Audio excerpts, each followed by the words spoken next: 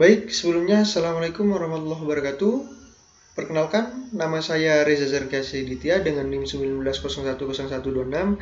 Nah, di sini saya akan melakukan presentasi ataupun penyuluhan kepada masyarakat yang terkena korban banjir sebelumnya, yaitu dengan judul penanggulangan pasca bencana banjir.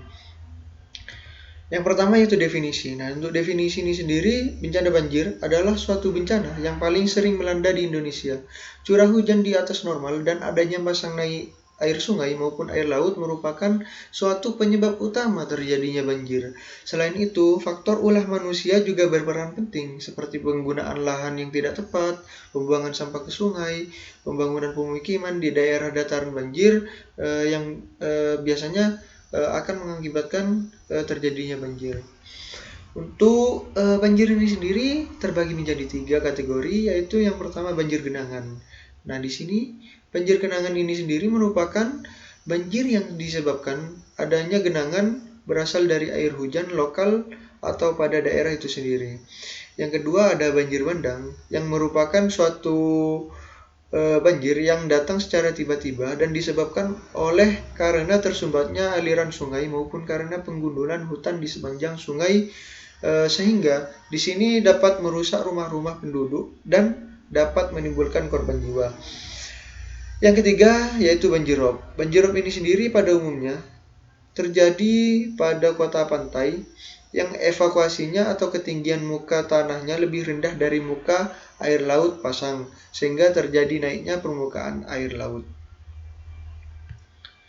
Untuk bantuan darurat, nah di sini kita sebagai tenaga kesehatan khususnya kita harus bekerja sama dengan tim SAR untuk membangun bantuan darurat dengan mendirikan poskomando kesehatan bantuan darurat itu sendiri. Dan juga bagi kita tenaga kesehatan di sini bisa melaksanakan tugasnya setelah tim SAR mengevakuasi korban ke posko kesehatan darurat yang sekiranya memerlukan bantuan. Untuk inventarisasi kerusakan, sebelum tenaga kesehatan meluncur pada lokasi kejadian bencana banjir, alangkah baiknya kita mengamati terlebih dahulu lokasi kejadian itu seperti apa untuk memudahkan pertolongan pertama pada korban pasca bencana banjir tersebut. Untuk memudahkan kita membawa alat-alat dan juga perlengkapan yang bisa nantinya sekiranya dapat membantu para pasien. Tindakan pasca terjadinya banjir, di sini bisa melakukan pemulihan. Secepatnya kita membersihkan rumah, gunakan antiseptik untuk membunuh kuman penyakit, cari dan siapkan air bersih untuk menghindari terjangkitnya penyakit diare, serta waspada terhadap kemungkinan binatang berbisa seperti ular dan lipan atau binatang penyebab penyakit seperti kecoa, lalat, dan nyamuk. Usahakan selalu waspada apabila kemungkinan terjadi banjir susulan. Nah, di sini setelah kita mengalami bencana banjir, alangkah baiknya untuk kita membersihkan tempat tinggal kita dari air banjir ini sendiri agar menghindarkan kita terkena penyakit penular dari banjir tersebut. Untuk tahap rehabilitasi di sini kita sebagai perawat menganjurkan kepada korban untuk memberikan obat-obatan yang diperlukan serta beri dan anjurkan masyarakat yang terkena dampak banjir untuk mengkonsumsi vitamin agar daya tahan tubuh serta imunnya itu tetap terjaga. Kemudian selalu ingat bahwa setelah banjir surut, sampah yang hanyut, kotoran lumpur, dan genangan air masih ada di sekitar rumah, berbagai penyakit bisa terjangkit, terutama disebabkan oleh air yang kotor, cara hidup tidak sehat, dan binatang seperti lalat, nyamuk, dan tikus ini bisa mengakibatkan kita sakit.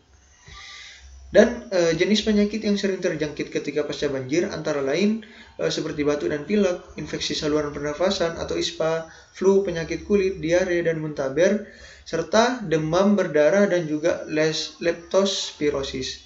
Nah, untuk leptospirosis ini sendiri jarang kita kenal. Alangkah baiknya saya akan menjelaskan lebih detail mengenai leptospirosis. Nah, untuk leptospirosis ini sendiri yaitu manusia bisa terkena leptospirosis melalui kontak langsung dengan urin hewan yang terinfeksi atau melalui air, tanah, atau makanan yang terkontaminasi urin hewan yang bisa menyebabkan penyakit menular. Upaya penanggulangan agar tidak terjadi bencana banjir kembali, kita harus melakukan pada tahap rekonstruksi. Apa itu tahap rekonstruksi?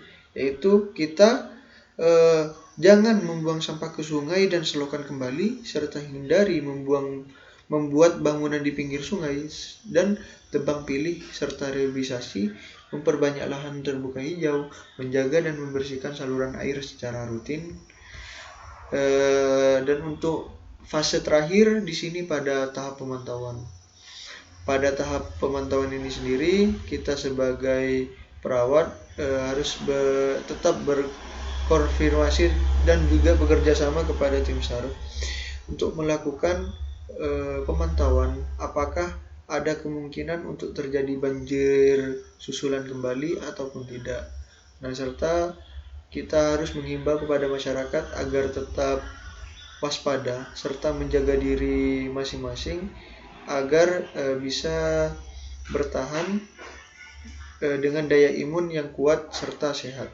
Mungkin itu saja yang dapat saya sampaikan, kurang lebihnya mohon maaf. Wassalamualaikum warahmatullahi wabarakatuh.